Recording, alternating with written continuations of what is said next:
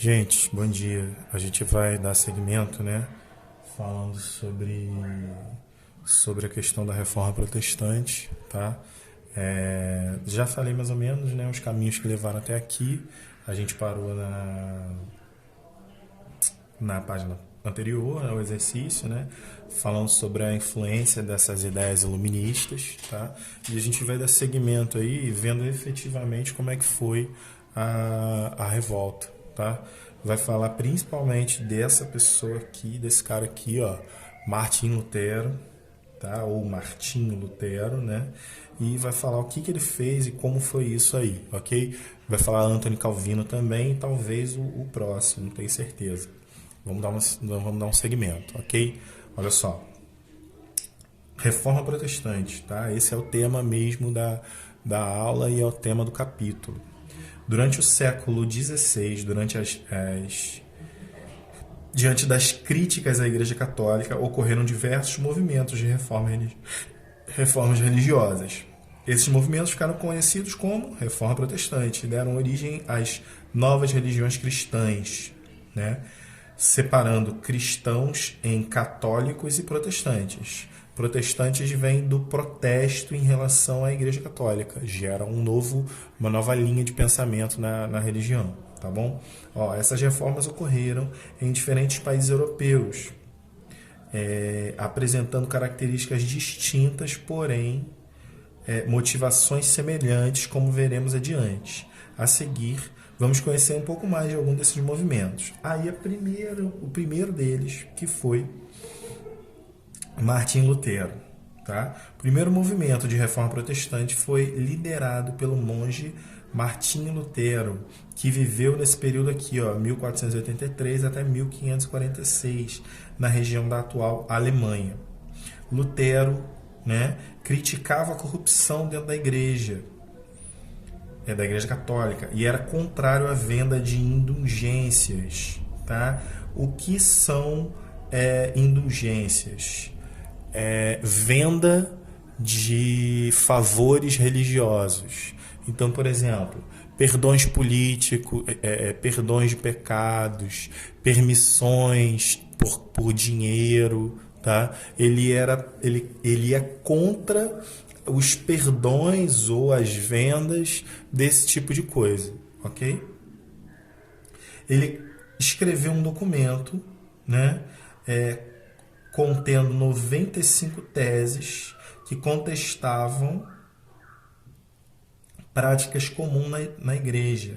Em 1517, esse documento foi fixado na porta da igreja da cidade de Wittenberg, na Alemanha, gerando grande repercussão. Tá? Aí aqui, ó, tem a igreja, né, a entrada com a reprodução do texto. Essa aqui é a entrada, né, com a reprodução do texto colado por Martim.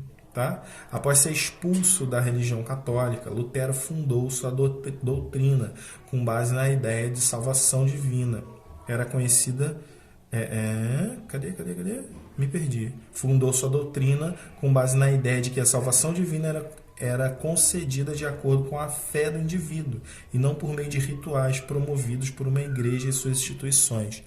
Isso quer dizer que a Igreja Católica, ela dizia, né, que você quer o perdão, você reza 100 Ave Marias, reza 100 Pai Nossos, entendeu?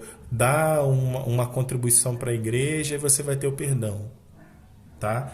Lutero acreditava que a fé do indivíduo movimentaria, né, traria esse perdão para o indivíduo, entendeu? Acreditar na palavra e etc. dariam o perdão e não o pagamento das chamadas indulgências, ok? Além disso, argumentou que a Bíblia deveria ser interpretada pelos fiéis sem a necessidade da intermediação de clérigos. Clérigo quer dizer padre, tá? Clérigos, monges, padres, qualquer tipo de profissão ligada à Igreja Católica são clérigos. Para que isso fosse possível, né, no caso, sem a intermediação dos padres, para que isso fosse possível, Lutero traduziu a Bíblia do latim para o alemão, viabilizando as leituras dos textos sagrados do cristianismo para um maior número de pessoas. Porque antes a Bíblia existia em latim. A Bíblia foi escrita em latim? Não. Mas a Bíblia, a base da Bíblia, a principal Bíblia que a Igreja Católica usava, era em latim. Ok? Então, por ter sido em latim, por ser usada em latim, só uma camada da população sabia latim, uma camada muito pequena, uma camada voltada para a igreja, tá? E Lutero defendia que mais pessoas tinham que ter acesso a esse conhecimento. Então, ele escreveu para o alemão. Então, consequências da Reforma Protestante. Entre as consequências da Reforma Protestante por Lutero estão as revoltas camponesas, que se espalharam por grande parte do atual território da Alemanha, entre 1524 e 1525. Inspirados pela contestação à autoridade da Igreja Católica promovida por Lutero, os camponeses se revoltaram contra os privilégios da nobreza e do clero e passaram a exigir que alguns de seus direitos que haviam sido abolidos, como as terras comunais de comuns, tá, gente? Fossem restituídos. Em meio às revoltas, os camponeses saquearam e queimaram igrejas e castelos. O movimento foi violentamente reprimido pelos nobres e os principais líderes foram torturados e mortos. Ok? Então, é um movimento popular, né? Um movimento desses camponeses que, inspirados nas ideias de Lutero, vão buscar mais direitos, tá bom? Então, seguindo, a gente vai ter outras pessoas que foram inspiradas por essas ideias protestantes, né? Inspiradas também pelo Lutero. Tá? A doutrina defendida por Lutero foi propagada, ou seja, espalhada, né, para outras regiões da França. O teólogo, ou seja, estudioso da religião, né, João Calvino, passou a difundir ideias protestantes, sofrendo perseguições em seu país. Ele mudou-se para Genebra, na Suíça, em 1536. Ok? Por causa dessas perseguições, né? Ao longo dos anos, Calvino desenvolveu uma doutrina própria, o chamado calvinismo. Calvinismo, marca aí, gente. Que se caracterizou pela crença na predestinação, ou seja, as ações humanas não poderiam interferir na salvação dos indivíduos, pois o destino de cada um já estaria determinado por Deus. De maneira geral, a doutrina fundada por Calvino atraiu a simpatia da burguesia, né? E nós vamos ter um livro muito interessante, não me recordo quem é, eu acho que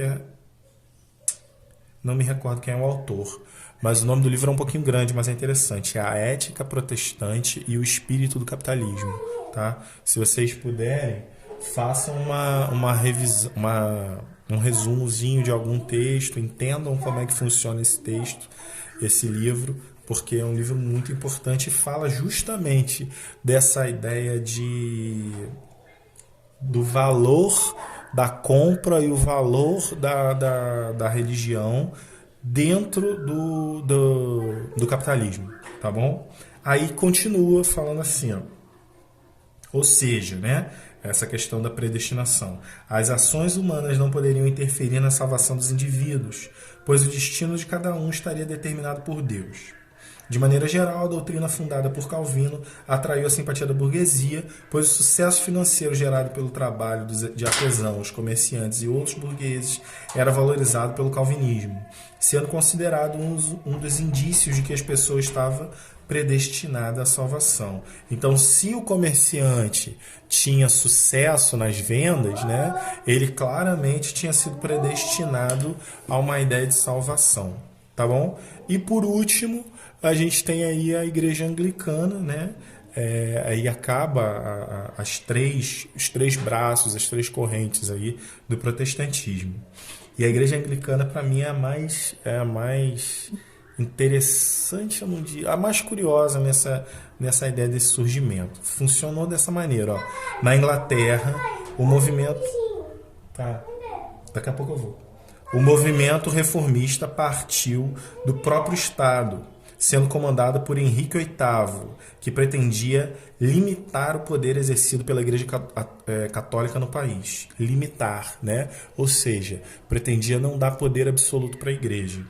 No início da reforma na Inglaterra, ocorreu após um desentendimento entre Henrique VIII e o Papa. O monarca pediu a anulação de seu casamento com a rainha Catarina de Aragão. Sai. Sai.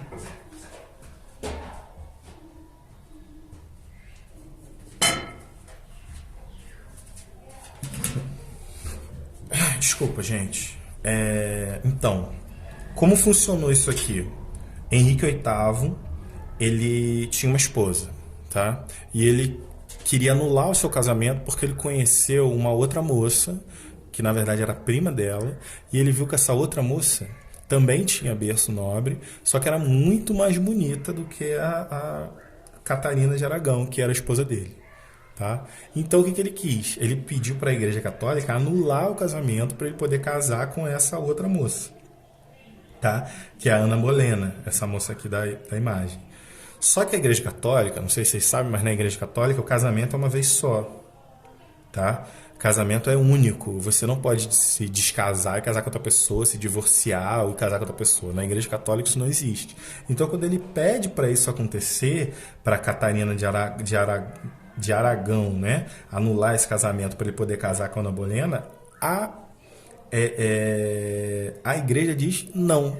E ele decide romper com a igreja, aproveitando a situação toda do crescimento da burguesia, né, que a gente ainda vai estudar mais à frente. Aproveitando, na verdade, eu acho que a gente já viu isso, né? O crescimento da burguesia durante o Renascimento, ele vai aproveitar esse crescimento aí e com a ajuda das inspirações que estavam surgindo naquele momento, ele vai chamar filósofos e pensadores para criar uma outra teoria religiosa, tá? Que permitisse a ele que fizesse isso, se separasse da Catarina de Aragão e se casasse com Ana Bolena, que inclusive já estava grávida, né? Então, ó, assim, em 1534, aproveitando-se dessa situação, o rei rompe com o catolicismo romano e adotou medidas que restringiriam o poder da igreja e do papado na Inglaterra, iniciando o processo de reforma que culminou na fundação da igreja anglicana. Além de anular o poder da igreja católica no país, o Estado tomou posse das terras e das riquezas. Então, Henrique VIII, tá? Que é o tataravô da rainha Elizabeth III, que é a mulher que está hoje no comando, né? Eu acho que é tataravô dela. Ou bisavô, ou trisavô, enfim, não sei. Mas é um parente dela, né? Ele vai cortar as relações com a igreja, vai pegar todas as propriedades da igreja e concentrar na mão dele, tá? Então Henrique VIII passa a ser mais rico ainda, ok? A gente vai fazer essa história aqui também tem filme falando sobre essa história aqui, tá? Se vocês tiverem curiosidade de ver, eu nem vou falar qual filme para não estimular, porque eu não sei se é bem para a idade de vocês, mas existe, ok? Então, na verdade eu vou falar, o nome do filme é A Outra. Vocês procurem aí, vejam, confiram com os pais de vocês, vocês podem ver, enfim. É um filme, é um drama e fala desse movimento aí, onde a Catarina de Aragão era mulher dele e a Ana Bolena chega como uma espécie de amante, né? E acontece toda essa questão aí, tá bom? Façam a próxima página e até a semana que vem, pelo menos em história, né? Para geografia, até amanhã. Valeu, gente, tchau.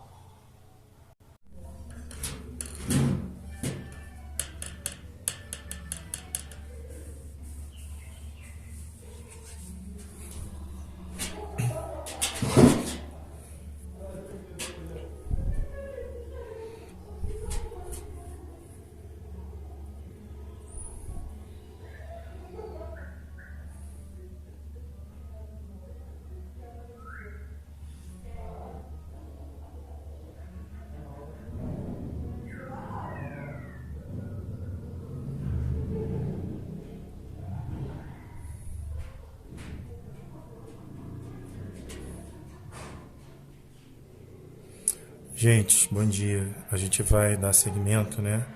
falando sobre a questão da reforma protestante, tá?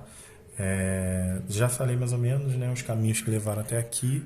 A gente parou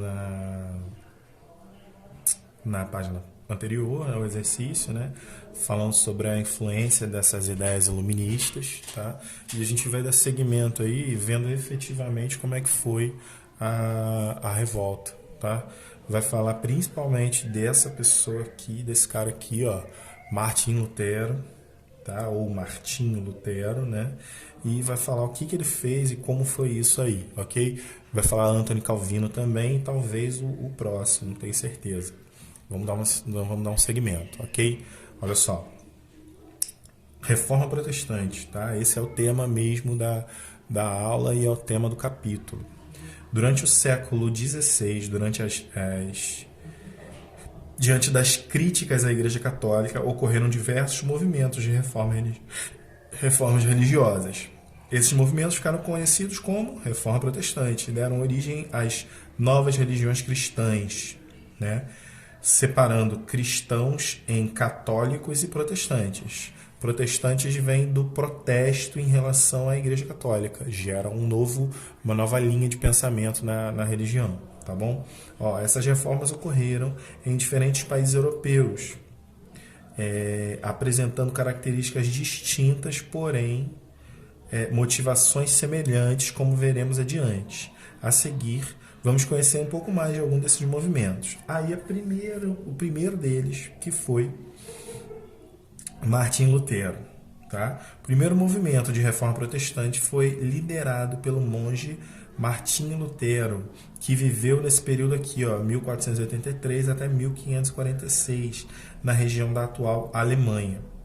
Lutero, né, criticava a corrupção dentro da Igreja Católica, e era contrário à venda de indulgências. Tá?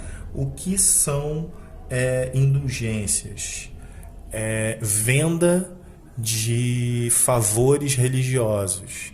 Então, por exemplo, perdões políticos, perdões de pecados, permissões por dinheiro, tá? Ele ia contra os perdões ou as vendas desse tipo de coisa, ok? Ele escreveu um documento, né, contendo 95 teses que contestavam práticas comuns na igreja.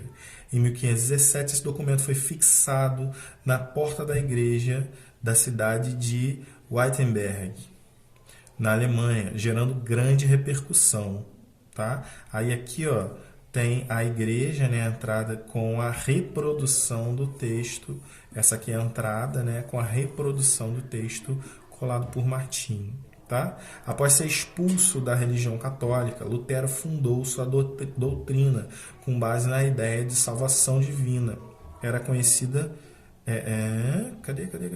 Me perdi. Fundou sua doutrina com base na ideia de que a salvação divina era concedida de acordo com a fé do indivíduo e não por meio de rituais promovidos por uma igreja e suas instituições. Isso quer dizer que a Igreja Católica ela dizia, né, que você quer o perdão, você reza 100 Ave Marias, reza 100 Pai Nossos, entendeu? Dá uma contribuição para a igreja e você vai ter o perdão. Tá? Lutero acreditava que a fé do indivíduo movimentaria, né, traria esse perdão para o indivíduo, entendeu? Acreditar na palavra e etc.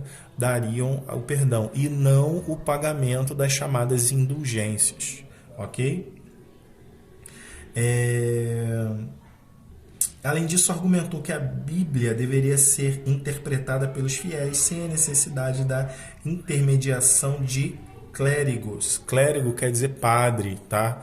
Clérigos, monges, padres, qualquer tipo de profissão ligada à Igreja Católica são clérigos. Para que isso fosse possível, né, no caso, sem a intermediação dos padres, para que isso fosse possível, Lutero traduziu a Bíblia do latim para o alemão viabilizando as leituras dos textos sagrados do cristianismo para um maior número de pessoas. Porque antes a Bíblia existia em latim. A Bíblia foi escrita em latim? Não. Mas a Bíblia, a base da Bíblia, a principal Bíblia que a Igreja Católica usava, era em latim. Ok? Então, por ter sido em latim, por ser usada em latim, só uma camada da população sabia latim, uma camada muito pequena, uma camada voltada para a igreja, tá? E Lutero defendia que mais pessoas tinham que ter acesso a esse conhecimento. Então, ele escreveu para o alemão. Então, consequências da Reforma Protestante. Entre as consequências da Reforma Protestante por Lutero estão as revoltas camponesas, que se espalharam por grande parte do atual território da Alemanha, entre 1524 e 1525. Inspirados pela contestação à autoridade da Igreja Católica promovida por Lutero, os camponeses se revoltaram contra os privilégios da nobreza e do clero e passaram a exigir que alguns de seus direitos que haviam sido abolidos, como as terras comunais de comuns, tá, gente? Fossem restituídos. Em meio às revoltas, os camponeses saquearam e queimaram igrejas e castelos. O movimento foi violentamente reprimido pelos nobres e os principais líderes foram torturados e mortos. Ok? Então, é um movimento popular, né? Um movimento desses camponeses que, inspirados nas ideias de Lutero, vão buscar mais direitos. Tá bom? Então, seguindo, a gente vai ter outras pessoas que foram inspiradas por essas ideias protestantes, né? Inspiradas também pelo Lutero. Tá? A doutrina defendida por Lutero foi propagada, ou seja, espalhada, né, para outras regiões da França. O teólogo, ou seja, estudioso da religião, né, João Calvino, passou a difundir ideias protestantes, sofrendo perseguições em seu país. Ele mudou-se para Genebra, na Suíça, em 1536. Ok? Por causa dessas perseguições, né? Ao longo dos anos, Calvino desenvolveu uma doutrina própria, o chamado calvinismo. Calvinismo, marca aí, gente. Que se caracterizou pela crença na predestinação, ou seja, as ações humanas não poderiam interferir na salvação dos indivíduos, pois o destino de cada um já estaria determinado por Deus. De maneira geral, a doutrina fundada por Calvino atraiu a simpatia da burguesia, né? E nós vamos ter um livro muito interessante, não me recordo quem é, eu acho que não me recordo quem é o autor, mas o nome do livro é um pouquinho grande, mas é interessante, é A Ética Protestante e o Espírito do Capitalismo, tá? Se vocês puderem, façam uma revisão, um resumozinho de algum texto, entendam como é que funciona esse texto, esse livro, porque é um livro muito importante e fala justamente dessa ideia do valor da compra e o valor da religião dentro do capitalismo, tá bom? Aí continua falando assim, ou seja, né? Essa questão da predestinação. As ações humanas não poderiam interferir na salvação dos indivíduos, pois o destino de cada um estaria determinado por Deus. De maneira geral, a doutrina fundada por Calvino atraiu a simpatia da burguesia, pois o sucesso financeiro gerado pelo trabalho de artesãos, comerciantes e outros burgueses era valorizado pelo calvinismo, sendo considerado um dos indícios de que as pessoas estavam predestinadas à salvação. Então, se o comerciante tinha sucesso nas vendas, né, ele claramente tinha sido predestinado a uma ideia de salvação, tá bom? E por último, a gente tem aí a Igreja Anglicana, né? Aí acaba os três braços, as três correntes aí do protestantismo. E a Igreja Anglicana, para mim, é a mais interessante, eu não digo, a mais curiosa nessa ideia desse surgimento. Funcionou dessa maneira, Na Inglaterra, o movimento... Tá, daqui a pouco eu vou. O movimento reformista partiu do próprio Estado, sendo comandado por Henrique VIII, que pretendia limitar o poder exercido pela Igreja Católica no país. Limitar, né? Ou seja, pretendia não dar poder absoluto para a Igreja. No início da reforma na Inglaterra, ocorreu após um desentendimento entre Henrique VIII e o Papa. O monarca pediu a anulação de seu casamento com a rainha Catarina de Aragão. Sai.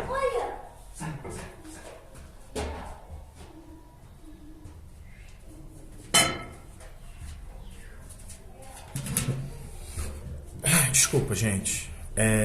Então, como funcionou isso aqui?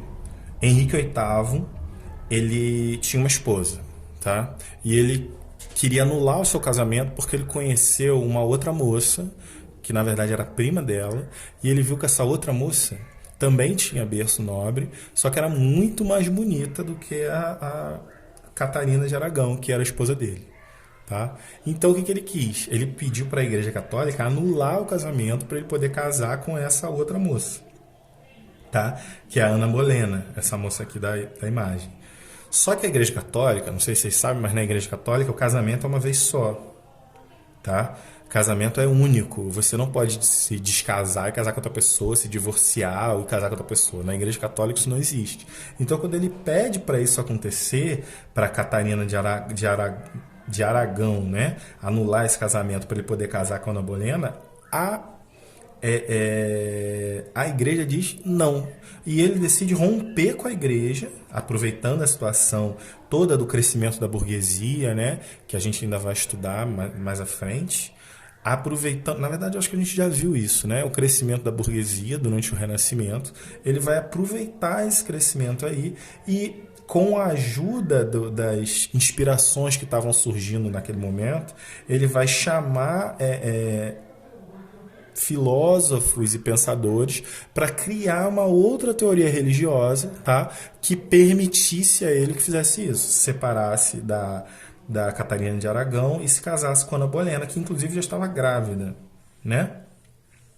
Então, assim, em 1534, aproveitando-se dessa situação, o rei rompe com o catolicismo romano e adotou medidas que restringiriam o poder da igreja e do papado na Inglaterra, iniciando o processo de reforma que culminou na fundação da igreja anglicana.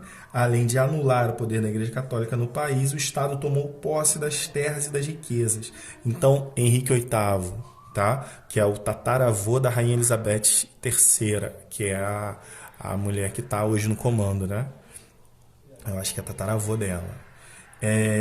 Ou bisavô, ou trisavô, enfim, não sei. Mas é um parente dela, né? Ele vai cortar as relações com a igreja, vai pegar todas as propriedades da igreja e concentrar na mão dele, tá? Então Henrique VIII passa a ser mais rico ainda, ok? A gente vai fazer uma... essa história aqui... também tem filme falando sobre essa história aqui, tá? Se vocês tiverem curiosidade de ver, eu nem vou falar qual filme para não estimular, porque eu não sei se é bem para a idade de vocês, mas existe, ok? Então, na verdade eu vou falar, o nome do filme é A Outra. Vocês procurem aí, vejam, confiram com os pais de vocês, vocês podem ver, enfim.